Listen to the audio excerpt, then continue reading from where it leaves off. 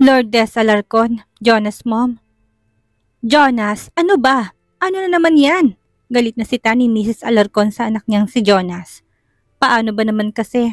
Nahuli niya na naman itong may bitbit na alak.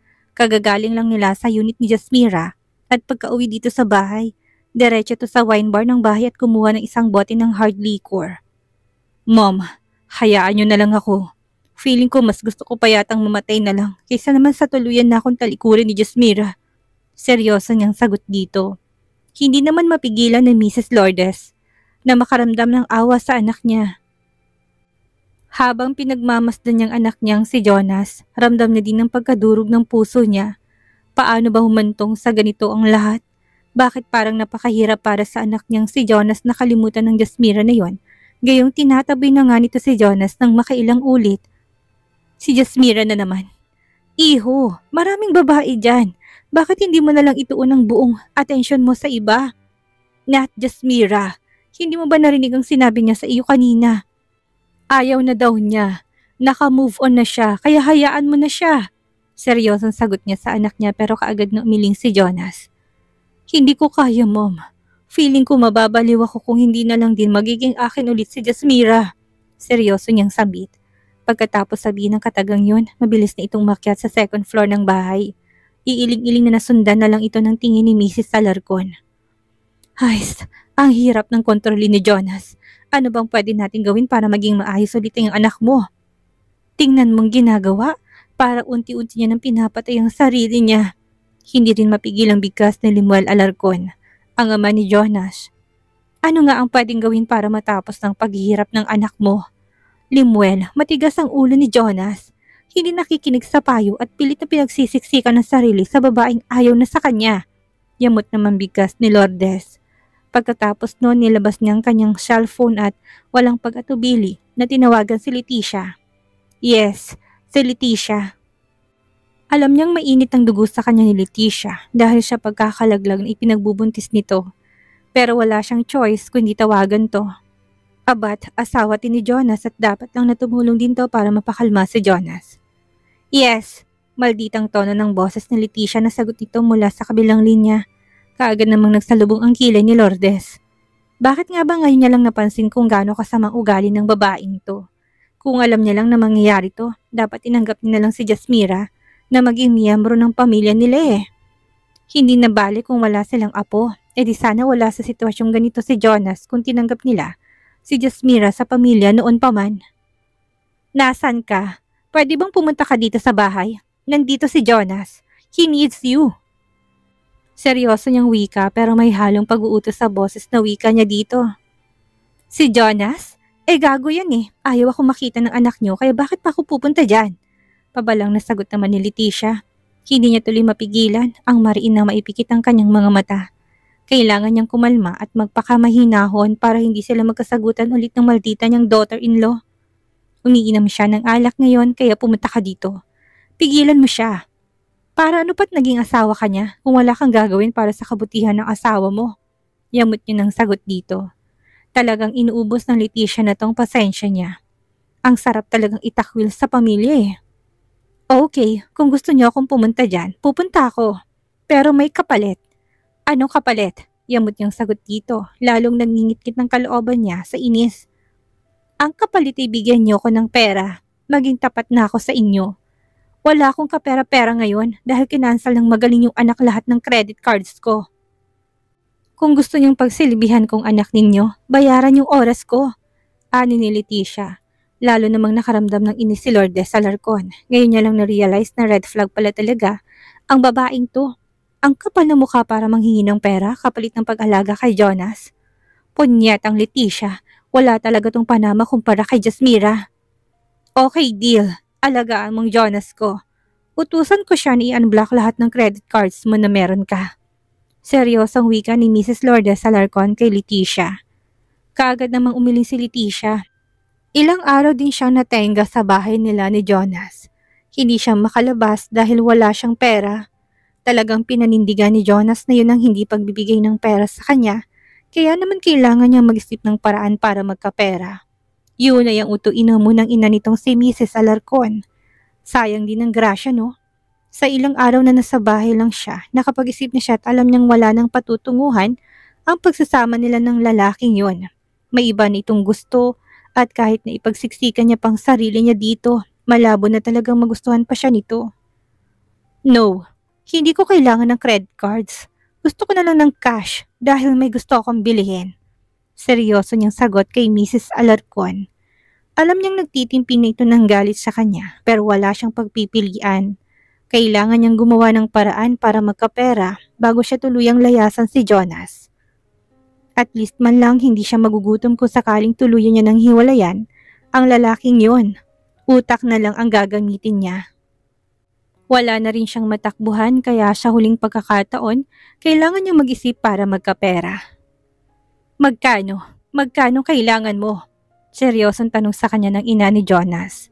Noon gustong gusto siya nito pero ngayon alam niyang basura lang din ang tingin nito sa kanya ngayon.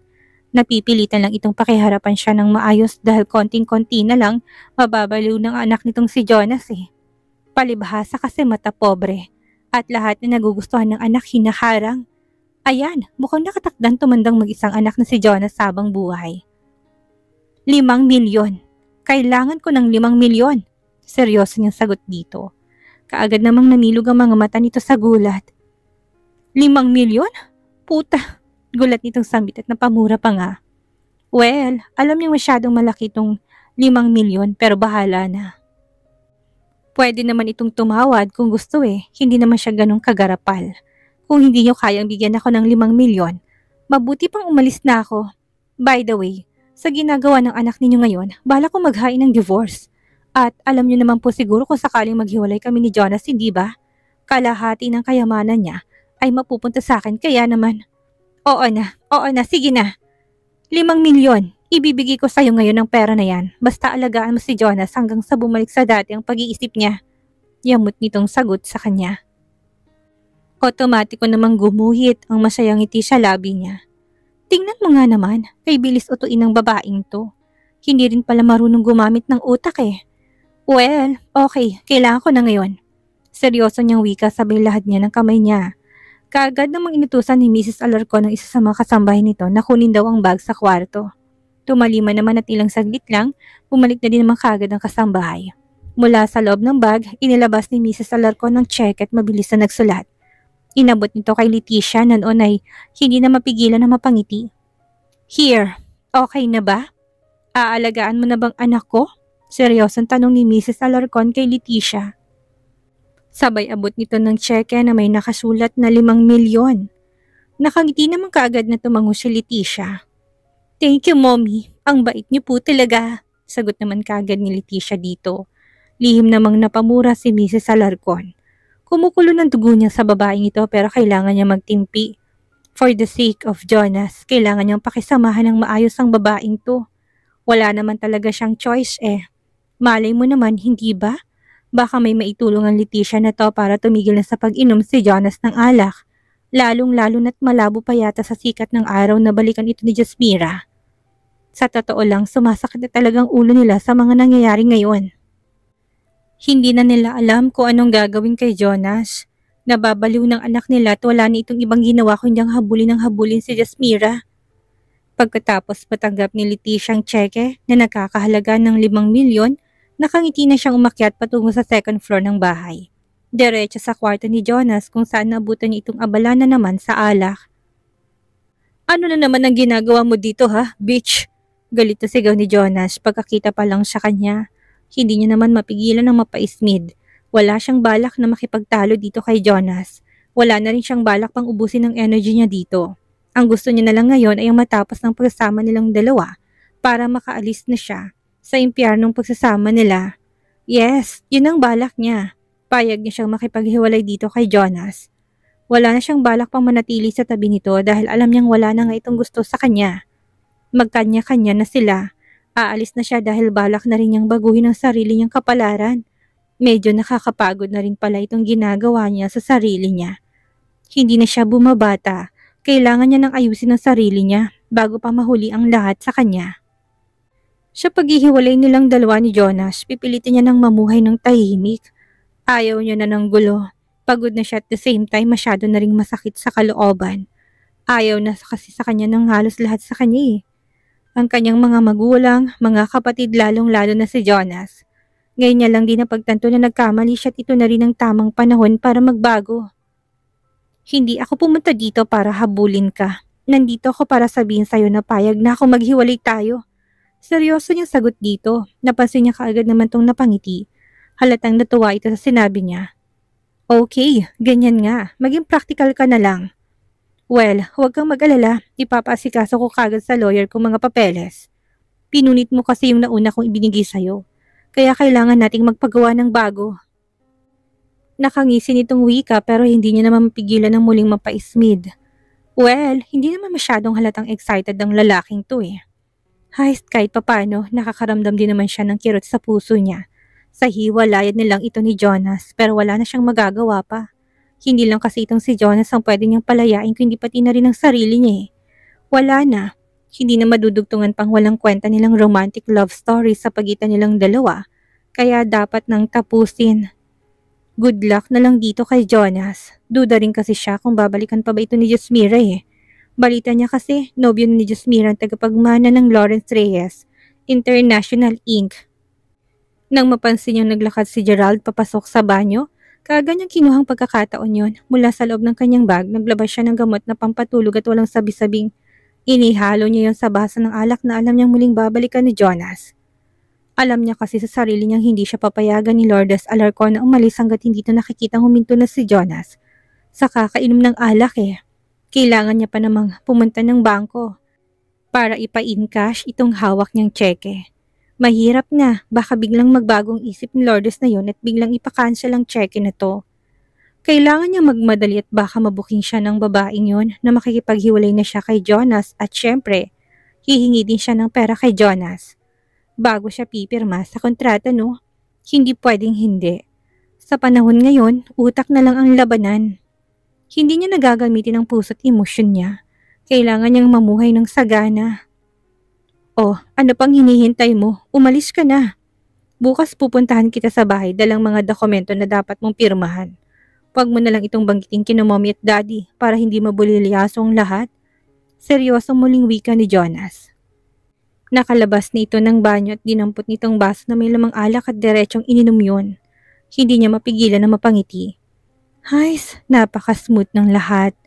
Tingnan mo nga naman, hindi na talaga siya pinahirapan ng sitwasyon. Lahat umaayon sa plano niya. Inubos talaga ni Jonas ang laman ng baso kaya naman ilang saglit lang. Napansin niyang napasandal na to sa kinupuan nito. Napahawak pa to sa ulo na para bang nahihilo kaya naman naghintay pa siya ng ilang saglit. Hanggang sa tuluyan na nga itong nakatulog. Maliit na bagay. Mahinang bulong niya sa kanyang sarili. Pagkatapos noon walang sabi-sabing mabilis na siyang naglakad palabas ng silid ni Jonas. Habang pababa siya ng hagdan, natanaw niyang ina ni Jonas sa si Lourdes sa may living area. Nang makita siya nito, mabilis na itong tumayo. Aalis ka? Hindi ba't sinabi ko na sa'yo na bantayan mo si Jonas? Pilitin mo siyang huminto sa kakainom ng alak. Wika kagad nito sa kanya kaya naman hindi niya mapigilan ng mapaismid. Bukas, ano kayang mararamdaman ng Lourdes na to kapag nalaman itong tuluyan na siyang nakipaghiwalay sa anak nito? Mapipigilan pa kaya ng mga to si Jonas na huminto sa pag-inom ng alak or baka naman sa mga susunod na buwan, malaman niya lang na patay na si Jonas? Wala na siyang pakialam pa. Ang mahalaga na lang kasi talaga ngayon sa kanya kung paano magkapera. Tulog na po siya. Tulog na si Jonas kaya aalis na muna ako. Seryoso niyang sagot sa ginang. Napansin niyang pagkagulat na kaagad na rumihistro sa mga mata nito. Huwag po kayong mag-alala, babalik din ako kaagad dito mamaya. May lalakarin lang ako, muli niyang sambit. Pagkatapos sabihin ng katagang yon, tuloy-tuloy na siyang umalis. Diretso siya sa kotse at nag-drive patungo sa bangko para i-encash ang cheque na binigay ni Lourdes Alarcon. Pagkatapos magpa-in-cash ni Leticia sa bangko, nagpa siyang mag-ikot-ikot na muna sa isang mall. Matagal na panahon na rin siyang hindi nakakapasyal sa mga mall, kaya naman ito ng pagkakataon niya. Wala siyang balak mag-shopping sa ngayon kahit na may pera siya dahil kailangan niyang gamitin ng kung anumang meron siya ngayon sa isang maayos na paraan. Habang naglalakad-lakad siya, hindi niya mapigilan ang mapakunot noon ng isang familiar na mukha ang kanyang nakita sa hindi kalayuan sa kanya. Nasa lobby ito ng isang jewelry shop kaya naman Mabilis siya nitong nilapitan. Jasmira? Jasmira Argiles? Seryoso niyang tawag dito. Kaagad naman tong lumingon sa kanya at kita niyang pagkagulat na kaagad na rumihistro sa mga mata nito habang nakatitig sa kanya. Leticia, mahinang wika ni Jasmira. Sa dinami-dami ng mga taong pwede niyang makita dito sa mall, itong si Leticia pa talaga. Ano ang ginagawa ng babaeng ito dito? Ano kayang kailangan ito sa kanya at kung bakit siya nito nilapitan, siya naalala niya. Hindi naman sila close at never din silang naging magkaibigan. Pwede ba kitang makausap? Kahit na saglit lang. Seryoso nitong tanong sa kanya. Okay, sige. Sa coffee shop na lang tayo. Sagot niya naman kaagad niya dito.